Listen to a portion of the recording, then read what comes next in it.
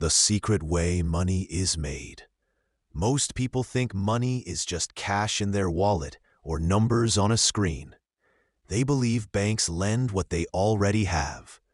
But what if I told you that almost all money in the world is created out of nothing? That the system you trust every day operates in a way most people will never understand? In the next 45 minutes, I will reveal how money is actually made, who benefits, and why this matters to you more than you realize. The illusion of money feels simple. You earn it, you spend it, you save it. But what if the money you use every day is not what you think it is? What if money is not wealth, not value, and not even real in the way most people imagine? To understand the modern world, we must first understand money itself, what money really is. Money is not wealth. Money is a tool created to solve one basic problem: how strangers can trade with each other. Money is a shared belief. It has value because everyone agrees that it has value.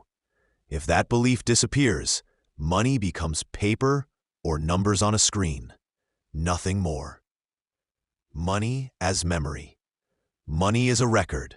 It remembers who gave, who received, and who owes. People relied on trust and memory, but memory does not scale. Money allowed societies to grow. It allowed cooperation between millions of people who would never meet. From physical to symbolic. For most of history, money was physical. Gold, silver, coins you could touch. These metals had value because they were scarce, durable, hard to produce. But physical money had limits. It was slow, heavy, and dangerous to move.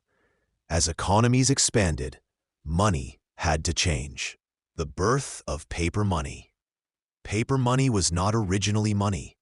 It was a promise, a claim on something real stored somewhere else. At first, paper notes represented gold, but over time, the link between paper and gold weakened, and eventually, it disappeared. The end of the gold standard. In the 20th century, most countries abandoned gold-backed money. Money became fiat. Fiat money has value because governments say it does, and because people accept it. This was a turning point. For the first time, money was no longer limited by nature, only by policy and trust. The digital transformation. Today, over 90% of all money is digital. It does not exist as cash. It exists as numbers. When you check your bank account, you are not seeing money. You are seeing a record, a promise that the system will honor. The great illusion. Because money feels stable, people assume it is solid, but stability is an illusion. Money today is not a thing. It is a relationship based on trust, confidence, and continuous movement. And this illusion hides something critical. The question no one asks: if money is just numbers, who creates those numbers? Most people believe governments print money. Central banks control everything. This belief feels logical, but it is incomplete. The reality behind the system. Governments create some money. Central banks influence the system. But most money is created somewhere else, quietly, digitally, every single day. It is created when loans are issued. This is where the real story begins. Why this matters. Understanding money changes perspective.